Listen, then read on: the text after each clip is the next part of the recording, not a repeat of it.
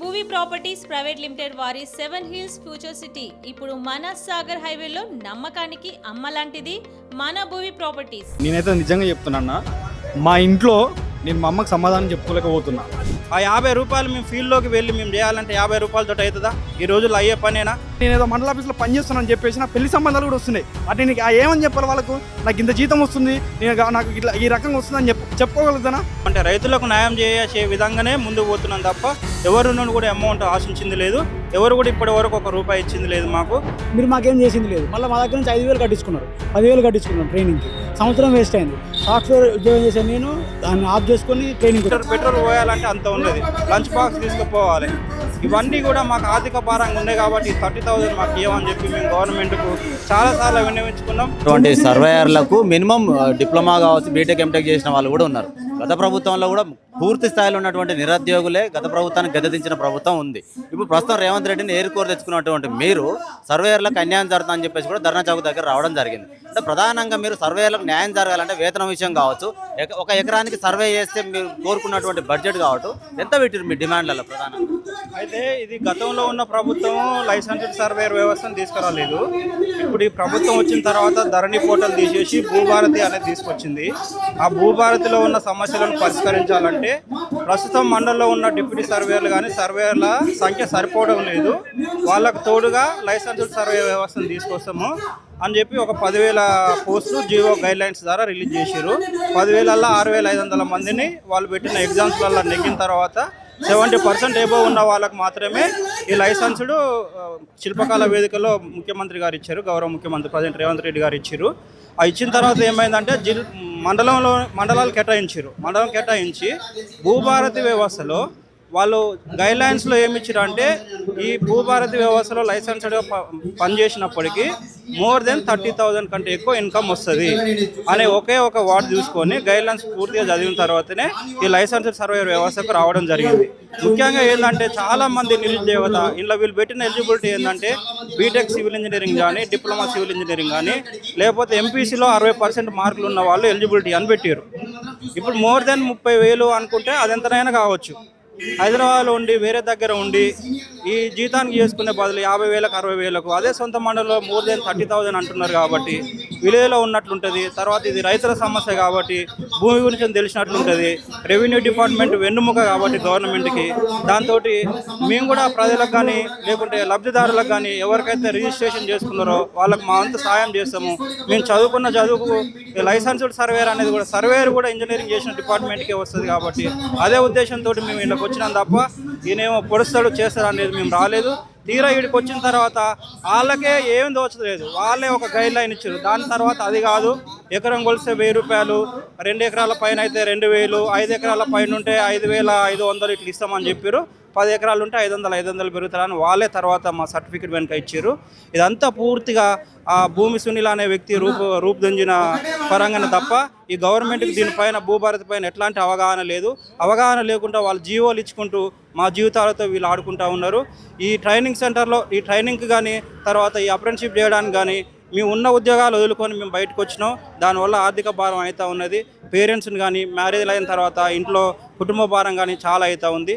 దానివల్లనే మేము ఏం చేస్తున్నామంటే ఈ మే 26వ తారీఖు ఈ నోటిఫికేషన్ రిలీజ్ చేసారు కాబట్టి మళ్ళీ ఇప్పటికి సంవత్సరం అవుతుంది. సంవత్సరం వరకు మాకు ఎట్లాంటిది ఓన్లీ సర్టిఫికేట్ మా చేతులు ఉంది తప్ప మేము ఆర్థికంగా ఈ సంవత్సరానికి నష్టపోయినాం.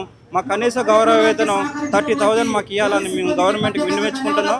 ఈ 30,000 అయినా మేము ఆ ఆఫీస్కి పోవడానికే మాకు సొంత మండలాలు కూడా కేటాయించలే, పక్క మండలాలు కేటాయించారు.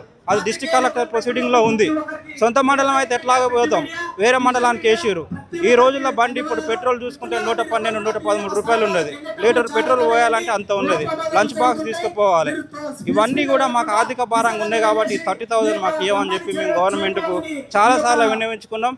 ఖమ్మం జిల్లా వాసులు మా తోటి లైసెన్స్ సర్వేయర్ వాళ్ళు రెవెన్యూ మినిస్టర్ గారిని కలిస్తే మీరు గొంతమ్మ కోరికలు కోరుతూ ఉన్నారు, మేము ఆల్రెడీ చెప్పినామని అంటూ ఉన్నారు. వాళ్ళు చెప్పిందే మేము అడుగుతూ ఉన్నాం. మోర్ దెన్ 30,000 అన్నారు కాబట్టి 30,000 మాకు ఇవ్వండి. మేము పెద్దగా ఆశించేది ఏం లేదు. దీని నుండి ఈ ఆత్మగౌరవ సభ ద్వారా మా బలమేందో మేము నిరూపించుకుంటాం. వాళ్ళు మేము జూన్ 2వ తారీఖు వరకు మేము వాళ్ళకి సమయం ఇస్తా ఉన్నాం. అప్పటి వరకు మాకు ఈ 30,000 అనే జీవో తీసుకురమ్మని, దాని తర్వాత కార్యాచరణ మా స్టేట్ కమిటీ ఏమవుతుందో దాని పరంగా ముందుకు పోతాం. ఇప్పటివరకు మీకు ఎలాంటి వేతనం కూడా చెల్లించలేదు. ఏదైతే ఎకరాల లెక్కన మీరు సర్వే చేస్తారో దాని మీద వచ్చిన అమౌంట్ మీదనే మీరు రొటేషన్ చేసుకుంటూ, అంటే అది ఓకే.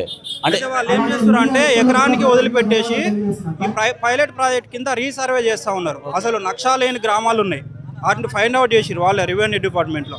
ఆ నక్షా లేని దాంట్లో అసలు ఏ రైతు ఎక్కడున్నాడో ఏంటిదో అనేది తెలియదు. విలేజ్ బౌండరీస్ కూడా లేని గ్రామాలు ఉన్నాయి. ఆ గ్రామాలను రీసర్వే పెడితే వీళ్ళతోటి ఆ రీసర్వేలో ఒక ఎకరం మేము కొలిస్తే 20 రూపాయలు అన్నారు. 20 రూపాయలు కాదంటే 50 రూపాయలు ఇచ్చారు. ఇప్పుడు ఆ సర్వే చేయాలంటే DGPS మిషన్ కావాలి. అది కొనాలంటే మేము కనీసం తక్కువ 6 లక్షలు ఉన్నది 13 లక్షలు అవుతుంది. అది గవర్నమెంట్ ఒక్కొక్క రోవరు ఒక్కొక్క మిషన్ ఇస్తూ ఉన్నది. దాంట్లో ఒక్క మండలానికి 6 నుండి 10 మంది లైసెన్స్ సర్వేయర్ని అలాట్ చేసింది. ఒక్కరు చేస్తే ఇప్పుడు 50 రూపాయలు ఇచ్చారు అనుకోండి, ఎంత చేయాలి? 500 ఎకరాలు అని అంటూ ఉన్నారు. 25,000 వస్తూ ఉన్నాయి. మేము వాటిని ఏం చేయాలి? సర్వే చేసిన తర్వాత నక్షా గీయాలి, వాటికి ఎవరెవరు ఏంటి అని హద్దులు గీయాలి. ఇవంతా టైం ప్రాసెస్ పడుతుంది. ఆ అమౌంట్ కూడా నేరుగా రాదు. మేము ఎప్పుడైతే ఫైనల్ కాపీ వాళ్ళకి సబ్మిట్ చేస్తామో అప్పుడు ఆ 3 దశలలో మాకు అమౌంట్ ఇస్తా అని చెప్పారు. ఆ 50 రూపాయలు కూడా, ఆ 50 రూపాయలు మేము ఫీల్డ్లోకి వెళ్ళి మేము చేయాలంటే 50 రూపాయలతో అవుతుందా? ఈ రోజుల్లో అయ్యే పనేనా? ఇవన్నీ తెలిసిన గవర్నమెంట్ 50 రూపాయలకు చేయమనడం కరెక్ట్ కాదనేది మా ఉద్దేశం. అంటే ఇప్పుడు మీ మండలమే కాకుండా ఇతర మండలాలకు కూడా మీరు వెళ్తున్నారు, సర్వే చేయాలని చెప్పేసి కూడా మీకు వస్తూ ఉందని అంటున్నారు. అంటే మీ మండలంలో తిరిగితేనే ఇప్పుడు ఉన్నటువంటి పరిస్థితులలో ట్రాన్స్పోర్ట్ కావచ్చు, ఫుడ్ కావచ్చు, 11 సేవను మీకు మీరే భారంగా ఉందని చెప్తున్నారు. అంటే ఇతర మండలాలకు వెళ్తున్నారు అంటే మరి ఎన్ని రోజులు ఈ సంవత్సరం నుంచి మీరు ఎలా గడిపారు అసలు? అయితే యాక్చువల్గా మాకేం జరుగుతుందంటే, నేనైతే నిజంగా చెప్తున్నా, మా ఇంట్లో నేను మా అమ్మకి సమాధానం చెప్పుకోలేకపోతున్నా. ఎందుకంటే 3 నెలలు ట్రైనింగ్ తీసుకున్నా, 3 నెలలు మండల ఆఫీస్లో పోయి అప్రెంటిస్షిప్ చేసిన.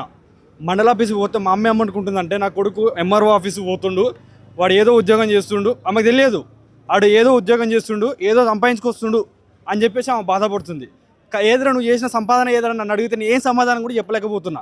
ఊర్లో ఉన్న ప్రతి ఒక్కరు నేను మండల ఆఫీస్ బండి వేసుకొని 100 రూపాయలు పెట్రోల్ పోసుకొని బండి వేసుకొని నేను మండల ఆఫీస్ పోతుంటే ఊర్లో పలాని పిల్లగాడు MRO ఆఫీస్ పోతుండే ఏదో ఉద్యోగం వచ్చినట్టుంది అని చెప్పేసి అంటారు. నా సంపాదన మాత్రం ఏం కూడా లేదు.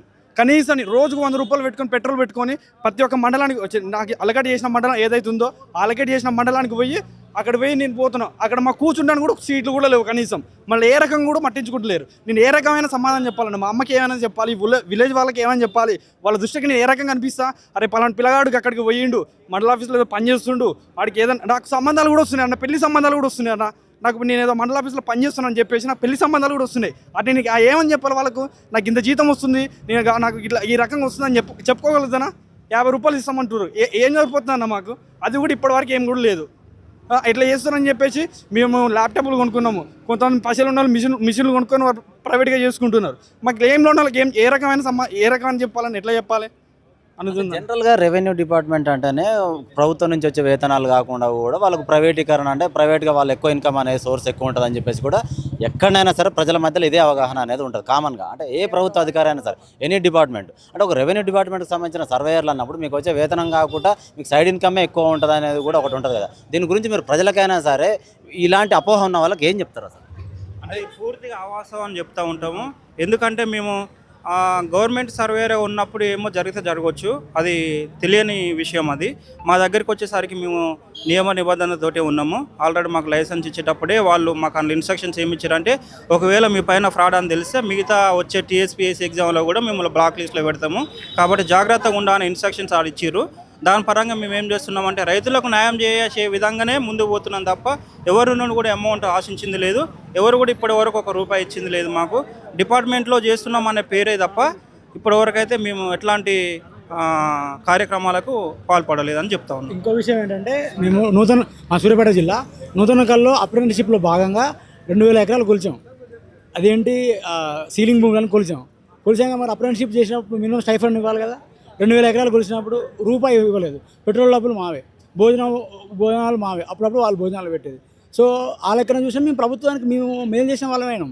మీరు మాకేం చేసింది లేదు. మళ్ళీ మా దగ్గర నుంచి 5,000 కట్టించుకున్నారు, 10,000 కట్టించుకున్నాను ట్రైనింగ్కి. సంవత్సరం వేస్ట్ అయింది. సాఫ్ట్వేర్ ఉద్యోగం చేశాను నేను, దాన్ని ఆఫ్ చేసుకొని ట్రైనింగ్కి వచ్చా.